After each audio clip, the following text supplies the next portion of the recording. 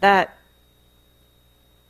we all have our little tiny dancer, right, in our hand. That just made me cry. I don't know you guys are just making me cry every week. Now, I have to know what time it is. I am not texting my friends. So I have this here. If I don't know what time it is, I will talk till 12 noon. Because that clock is broken. Somebody would tell me, right? All right, so what we're going to do first is a little bit of an interactive part. And while Roland and Chris get the white screen ready, the first thing we're going to do is we're going to do 2 exercises. I'm going to ask 2 questions. We're going to brainstorm out loud. Cindy's going to help me. She'll have the microphone. You're going to come up to her. If you need her to come to you, she will. But if you can come up, come up. And say your answer. Chris is going to type them on the white screen. But so that's one thing we're going to do. At the same time, we want to create a word cloud. So the first thing I want you to do is get one of those pieces of scratch paper in the pad in front of you. And I want you to write down religion. Just write down religion on the piece of paper.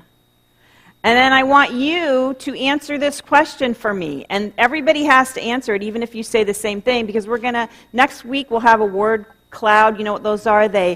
I enter in all the words, and then they make this beautiful little graphic that's fun, and you can tell where you are with the other people. Like if everybody says religion is for faith, then there's going to be a big faith, and if fewer people say religion is for love, it'll be a small love. Anyway, it'll be fun. Trust me on this.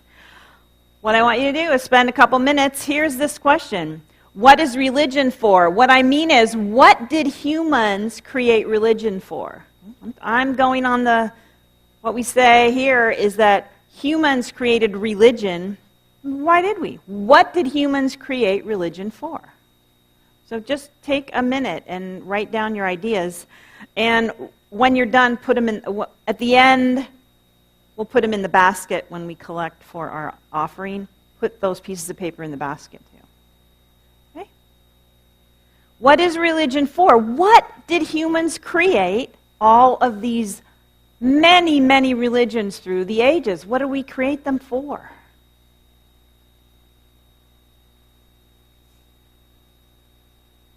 And so now I'm going to ask Cindy to stand up. And while people are writing, if you would like to share something out loud so we have a little bit of something to look at, what you think religion is for, come up. Why did humans create religion? Come up and or wave and she'll come over. You want to say what you think religion is created for. A structure for spirituality. Say that again. Structure for spirituality. Structure for spirituality. A higher reason for being, for solace. A higher reason for being, for solace. Way to experience the Spirit within us. Way to experience the Spirit within. Okay, so, Chris, you want to?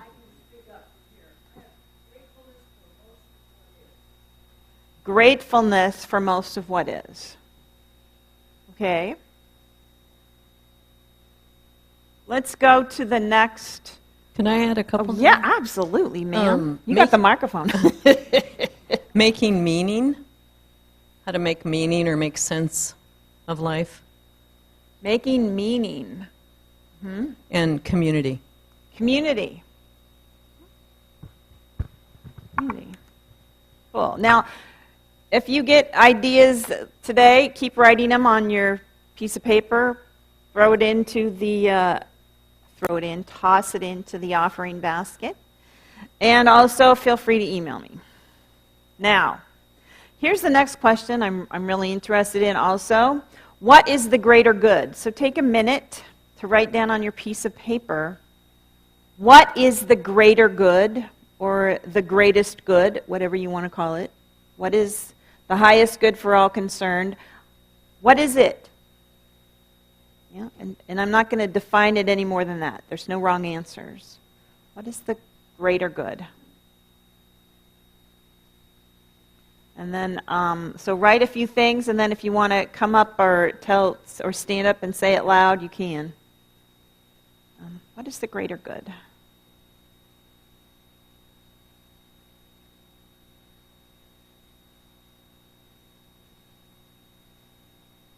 For me, the greater good is loving God from my heart. Did you say that again? Loving God. Loving God. Thanks.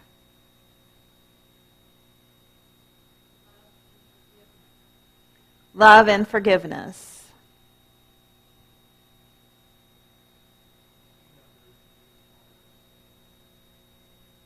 Say that again for me. Helping others. Helping others, being part of a community. That's the greater good.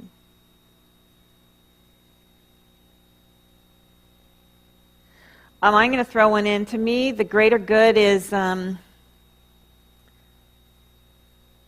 when we can be present. Say, when we can be present. Being present. Yeah. Kindness and respect.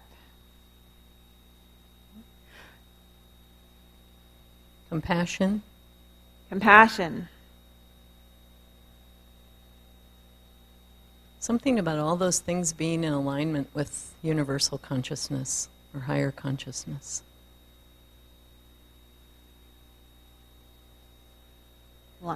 Alignment with higher consciousness, yeah. It serves to bring a higher vibration. You say that again? I didn't hear it. Serves to bring a higher vibration. Chris didn't hear it either. Souls Serves. serve to bring Serves. serve to bring a higher serves to bring a higher vibration. Mm-hmm. Awesome. Yep. Mm-hmm. Higher vibration. Great. Anybody have a burning desire to say, good, here we go. We're all going to get there. We're all going to get there. Yeah. Everlasting life. Everlasting life. Everlasting life. Thank you. Good. Okay, so I really appreciate you contributing and throwing your ideas into the basket. And thank you so much. I believe that questions like these, we always get a higher answer when we form a committee. Now, doesn't that seem kind of funny? Or when we actually get a group of people and we come up with the highest thought. We get something better than any one of us can come up with. So that's what's going to be fun about putting all your ideas down, and when we'll show them up next week. So last week I was talking about heroes, and particularly just a little review. I talked about Philip Zimbardo, who is the psychologist who was perhaps best known for his infamous Stanford prison experiment. And he has been, since those years, spending a lot of time in his researching what makes us good, what makes us evil. Research has uncovered many answers to the second question. Evil can be fostered by dehumanization, diffusion of responsibility, obedience to authority, unjust systems, group pressure, moral disengagement, feeling anonymous, just to name a few, because there's lots of things. Now, what's interesting is it's very clear about the choices, the things that will cause just a neutral person to act in, let's say, not for the good, to act with evil. And it's a little more mysterious about why do we choose good. It's a little more mysterious because often people will choose good in the same exact circumstances that maybe most people would fall and choose evil because of pressure. You know what that is. It's like that's just sometimes we don't always rise to our highest self. But One of the things that, just a little more review, that Professor Zimbardo and his researchers found out was that heroism has several parts. First, it's performed in service to others in need. It's engaged in voluntarily. Third, a heroic act is one performed while you know that you might have a risk, with possible risks and costs, maybe to your physical health or personal reputation, and in which the actor is willing to accept anticipated sacrifice. Finally, it's performed without external gain. All right? Simply put then, the key to heroism is a concern for other people in need, a concern to defend a moral cause, knowing there is a personal risk done without expectation of reward. So each of us may possess the capacity to do terrible things, but we also, every one of us, possess an inner hero if stirred to action. Okay? Every single one of us.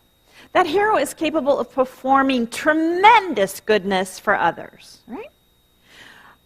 There's not a recipe, but there's some clues. And I started to talk about some of the clues. There was this example of the 9-year-old Chinese boy. In 2008, there was a massive earthquake in China's Sichuan province. The ceiling fell down, killing almost all the kids in it. This kid escaped, but then he turned back. He noticed 2 children needed saving, and he saved them. He was later asked, "Why did you do that?" He replied, "I was the hall monitor. It was my duty, it was my job to look after my classmates." So that illustrates what Zimbardo calls the heroic imagination. So right now, each and every one of us, we're going to own that we are the hall monitor. We are the hall monitor. We are the keeper, our brother and sister's keeper. It's as it's said in the scripture in the daily word, you shall love your neighbor as yourself. You know that? So each of us, I'm giving us, including myself, we are all assigned. You're now the hall monitor. It's our responsibility. I'll tell you what, yesterday something happened. Because I've been doing this talk and looking about heroes, I did something I wouldn't have done. A man fell in a parking lot, and a bunch of people went over, and instead of saying there's enough people, I went over. I mean, usually I'm kind of shy, or I don't know what it is, or maybe I don't think I'm the hall monitor. But because I've been working with this, I thought, well, I'm going to go over. So I went over. So I was one of the people instead of one of the people saying, oh, he looks okay, there's people over there. Obviously, all of us would have gone over if we were the only one. Right? So I just thought that was interesting, that by noticing about the difference between acting and power, making a choice to empower myself to act, I actually acted. The guy was okay, and we all helped him. He was fine, but I thought it was an interesting thing. Here's another story. Irina Sendler was a Polish hero, a Catholic woman who saved at least 2,500 Jewish kids from the Warsaw Ghetto that the Nazis had erected. She was able to convince the parents of these kids to allow her to smuggle them out of the ghetto to safety. To do this, she organized a network. That is a key principle of heroism today. Heroes are most effective not alone, but in a network. It is through forming a network that people have the resources to bring their heroic impulses to life. All right. Right here, right now, each of us, this is a prototype, mind you, we are going to become a member of the Hero Network. I call this the Des Moines Unity Designated Hero. What is on this little card is a label, that's your calling card, that you're a Des Moines Unity Designated Hero. And on the other side is a pledge. Now, Philip Zimbardo made up a hero pledge. It's part of his teaching in the next generation. And his pledge goes like this: I pledge to act when confronted with a situation where I feel something is wrong, to develop my heroic abilities, and to believe in the heroic capacities within myself and others. Okay. we have a unity lens, right? Okay. So I looked at that and I thought, this isn't a pledge that I actually want to make. And by the way, pledges are very important. You don't want, I don't want to hand this out and have you guys just do it. If you're making a pledge, you really need to bring it into your soul and figure out if it's something you want to do, you know. But unity, we have a different lens. So his says, I pledge to act when confronted with a situation where I feel something is wrong. I'm going to add something. In unity, we need to go within. We need to contact the hero within, all right? The hero within that is there, which is the Christ self, the true self, right? I go on and on about that, but I tell you, I can't stop it. It's like that really is a huge difference. It makes all the difference. That is the true spiritual hero. If when something happens, no matter what it is, and whether it looks like obvious injustice or even somebody falling down in a street, we want to contact our true self, and that's the Christ within will always guide us to the right and perfect action. Because the other question about the greater good, quite frankly, when we look at a situation, we can't always tell. And I'm not going to get into this, but a lot of people think the greater good is one candidate. A lot of people think the greater good is another candidate, okay? And people are especially passionate about it this year, all right? And let me just say, you may be convinced, but our job is not to just think it, but to go within and ask our Christ self, what is the greater good? Okay? And that's the difference between our unity going within. So I wrote up a little pledge. And like I said, this is a prototype. We're going to work on it. I'm not going to do it alone. You guys are going to give me feedback, and the people who really care about it are going to tell me stuff. It says, actually, I'm going to pass them out. Well, you want to get people to help pass you out. It says, I pledge to pause when confronted with a situation where I feel something is wrong, to go within to my true self, to ask pure source what is mine to do in this situation, and then to act.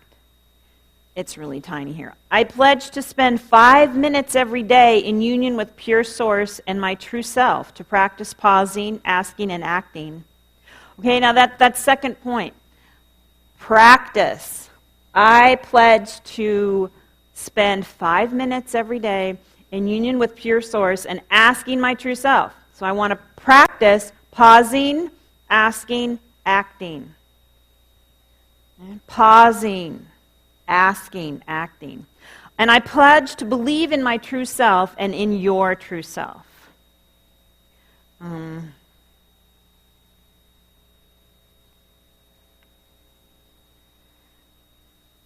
What I think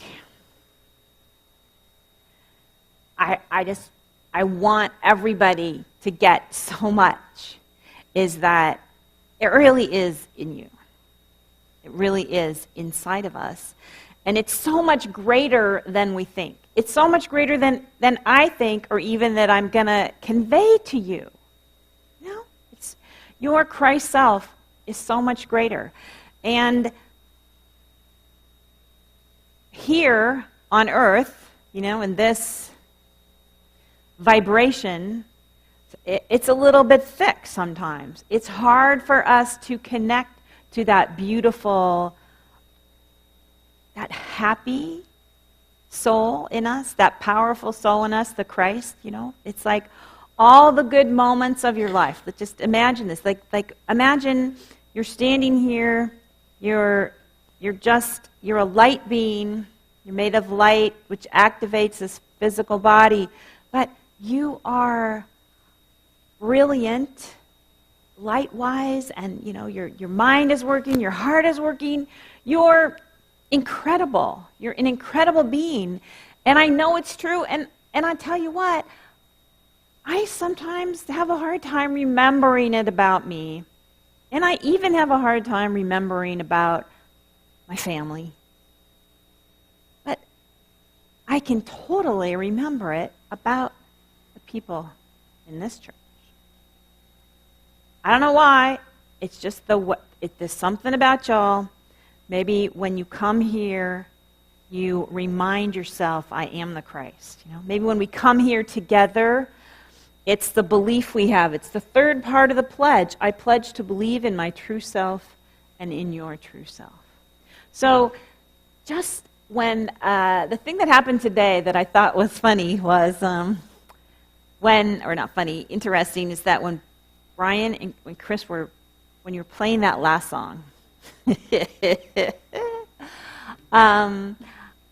I just was filled with this delight. It was something about, it was so pretty, I was so happy, and I felt expanded. That moment where you know how music can speak to us, it lifts us out of ourselves. Maybe it's a poem, maybe it's a picture, whatever it was. That's the experience I want everybody to remember. Maybe it wasn't this song, it was some other thing. Maybe it's when you're dancing in Universal Pieces. Maybe it's when you're playing with your kids at the park, or you're helping somebody, or whatever it is. Maybe it's whipping cream. I don't know. But whatever makes that, you know, that fountain of joy, okay, that's your Christ self, the fountain of joy. So that's the self that I want you to know and pledge. So anyway, I appreciate you throwing your ideas in the basket. Tell me what you think about this. What do we need to do? Do we change it, refine it? What do we do? Because we are spiritual heroes, and we have a lot of work to do. Oh, the world needs us, right? The world needs us, and we need this pledge, and we need to spread it. So let's take an offering for unity. I invite you to take your tithe and your love offering in your hand, and we'll say this. Say this beautiful little affirmation.